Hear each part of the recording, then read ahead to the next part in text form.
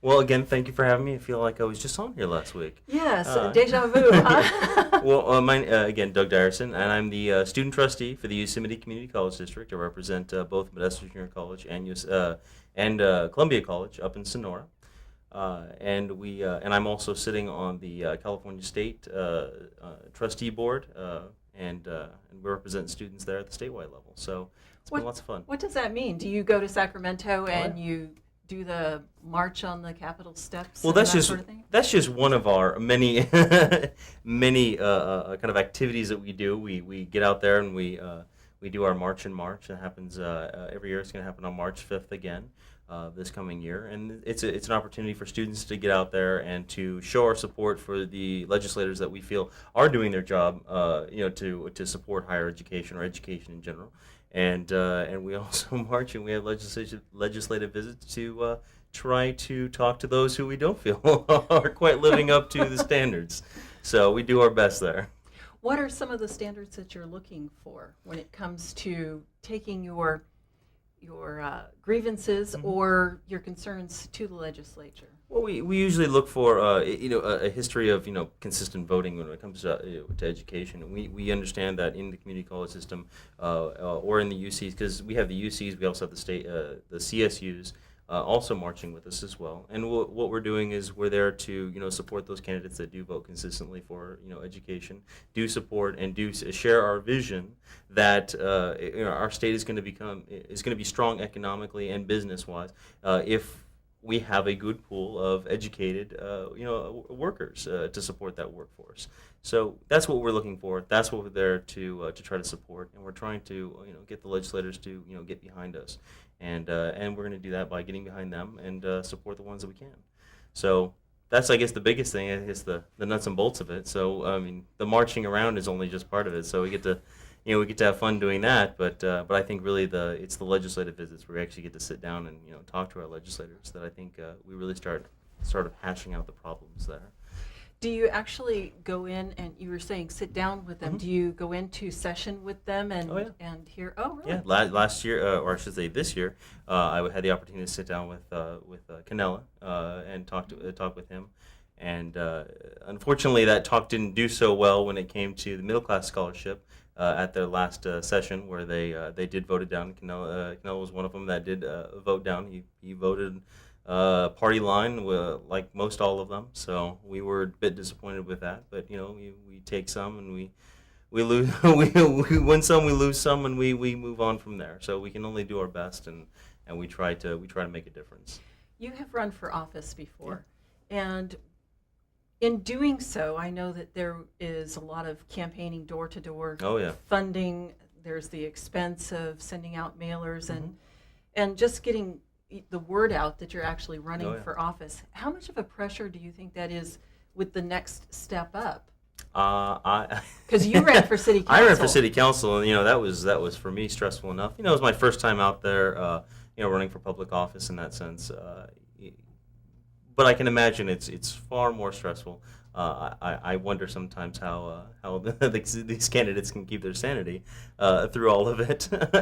But they seem to go make it through with stride. And I don't think that they could do it without their family. I know I couldn't, and family and friends, I think, is really what gets them through that. And I know that's what got me through it, and and all the support of the people who share your same vision and your ambition, to make a difference in your community. No matter how big your community may be. Mine was a little smaller than some of the other candidates. You were talking about voting party line Yeah. and having the support of your friends and family. Mm-hmm. How important is that, do you think, when you actually get into office to continue to vote party line? Well, I think there's plenty of politicians out there who vote their party line, and I think that is kind of the safe way to be a politician, and I see that time after time, the politicians who play it safe. But then again, there's plenty of politicians that don't go into each individual one. But I know that there are politicians out there who don't vote. Probably I know Republicans that don't vote all the time, because they value education, for instance, or Democrats who vote opposing because they don't agree with some budgetary matters or whatever it is, or different fiscal policies. And I commend them for I may not agree with them necessarily all the time, but I do commend them for for voting their conviction when they're on the floor, because I know that it can be very detrimental to them when it comes time for reelection. Mm-hmm. So, but I commend their courage for doing that. And it's not just about what your party says in voting that way. I think it really comes down to why you ran to begin with. What were your convictions then? Why did people put you in office? And if you're just going to get in office and vote your party line, then I guess if that's why they voted you in, then sure, knock yourself out. But I think if they voted you voted you in for a reason, I think that it's those that I think that do a good job that keep that and really keep with their conviction there.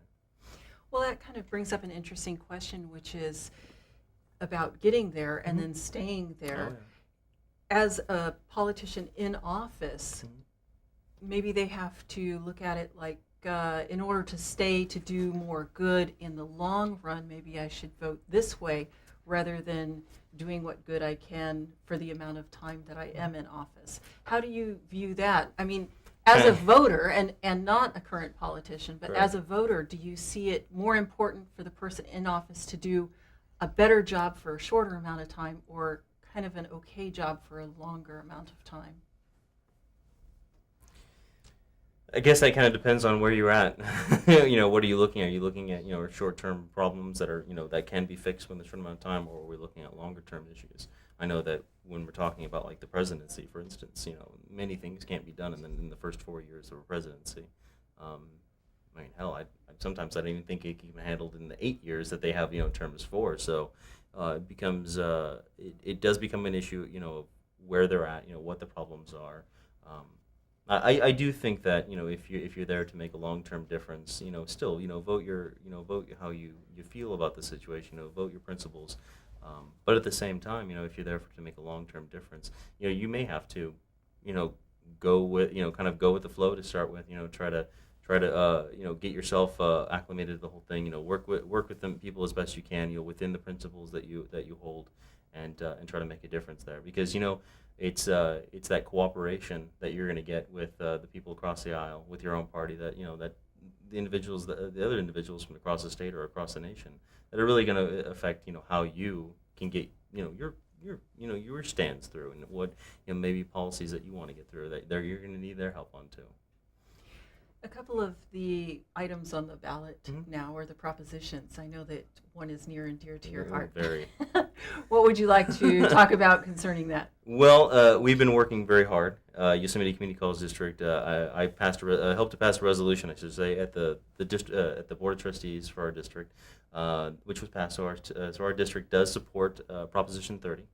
Proposition 30 is near and dear to us. We've done a lot of work to try to get out the vote for that. It's going to be 11% out of that revenue that's gained through Proposition 30. That's going to go to community colleges specifically. That's going to offset the January 2013 trigger cuts that are destined to hit us if that doesn't happen. And it's going to be how we can, in just Yosemite Community College alone, just there, it's going to help to alleviate the problem of January coming around. Another 1,500 to 1,600 full-time enrollment student positions are going to be eliminated, and that means that not only is it just a full-time student, that's full-time students, and those are all the professors that have to teach those students, and the course offerings in the community college, and the services that go along with that. So we're looking at a significant cut there. And that's something that we've looked at Proposition 30. We know that it's going to be a help for the community college system statewide, and at the same time, it lets everyone pay their fair share of the taxes to make sure that California stays competitive educationally and for the workforce and for our economy as a whole. We've talked about that before, about staying competitive across the nation. Mhm. I have a question. Actually, I have a couple concerning Proposition 30, and that is 11.5% Mhm. would go to the community colleges. where does the other 89.5% go? That goes to K through 12, and I don't know the exact breakdown, but I know a large portion of that goes to K through 12, and then another smaller portion goes to public safety. So we're looking at firefighters and police officers and things like that. So and that's why it's the education and public safety proposition. So Proposition 30 is not just education; it also deals with public safety as well. So a portion of that does go to public safety and K through 12. So out of the 100% that's going to be divided Yeah. amongst all of the portions there, where does that come from? Where does that come from? Well, you have Proposition 30 says that we're raising the income tax, or I'm sorry, the sales tax across the board from 7.25 to 7.50 is where the sales tax would be at, and that's for everyone in the state of California. And then if you're making over $250,000 all the way up to $350,000, it's a 1% income tax increase. 350 to 500,000, it's a 2% income tax, and then it's over 500,000 and up to I think it's $680,000. It's a 3% income tax base, and we're looking about I think it was $6.5 billion a year revenue generator for K through 12 for community college and for public safety. What do you think of income tax? Do you think it's constitutional? Do I think income tax is constitutional? Yes. It's I mean in our Constitution alone it says that tariffs and land sales are how the federal government are to be funded, and so yes, I believe that income tax is constitutional. I don't know that it's any less constitutional than a sales tax or a property tax, which thanks to Proposition 13 we don't really pay much on, I guess. I say that about as sarcastically as I possibly can, because people talk about how we're so reliant on the state. The state isn't so much fiscal problems, but yet you pass Proposition 13, and now we don't have the local funds going to the local governments paying for the same things that now the state has to then step in and pay for from the top down. So I think there needs to be some kind of reform on Proposition 13, but I think that's a whole nother show. We'll have you back for an hour. Thank you. Not next week, though. We'll be changing the world in an hour with that one. That would be great. But yeah, I don't think it's any less constitutional than any other type of tax. I think that we're here in this nation, regardless of you're paying income tax in the state of California, or federal income tax. It doesn't matter. We're all here benefiting from the same country. We're all, regardless of what state we're in, we're all United States citizens. We're here taking advantage of the same system that that helps those who need help up. And at the same time, when we do get help up and we're doing well, hopefully I'm in that boat, someday where I'm doing well, and I'll be more than happy to pay my taxes to make sure that future generations are reaping the rewards of their hard work. So, and I think that it's a way for us to give back. Absolutely. Tomorrow is Election Day, Yeah. and I see that you have your Obama button That's on. right. Is there anything that you would like to say to the viewers this Well, pre-election eve? well, if you're looking to help out your local community colleges, your local help at the local level, like or statewide level, definitely Proposition 30. Vote yes on Proposition 30. And beyond that, if you're looking to where we're going to be at in the future, I definitely think another 4 years or second term Obama-Biden, I think is where we need to be at. So I know where I stand on that, and I know where I voted. Absentee voter, or vote by mail, I should say, already been taken care of. So I would personally recommend a vote for Obama as well. I think he's done a great job. I don't think he's done every single thing that he's promised or that we expect. But then again, I guess we expect a lot of our presidents a lot of times.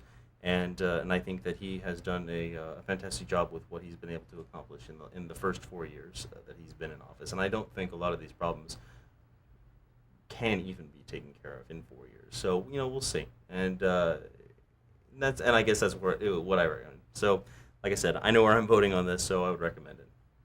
What is your prediction for tomorrow? Oh, he's going to win. So I just go down the list. So yeah, Proposition 30 will pass, and then Obama will be the president for the next 4 years. That's my prediction. So either I'm being incredibly naive and hopeful, or I'm incredibly spot on. So we'll see how it goes tomorrow. So well, we'll have you back soon. There you go. Like and I said, then, not next week. But not next week, because that'll be 3 weeks in a row. weeks ago. Yeah, last time we talked about all the propositions. Yeah. So, but yeah, Proposition 30. Okay. So. Very good.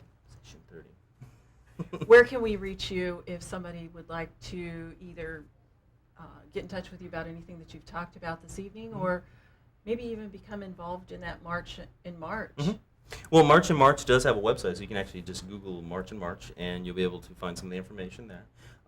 Or if you want Douglas Dyrssen, it's just DOUGLAS DYRSSEN @gmail.com.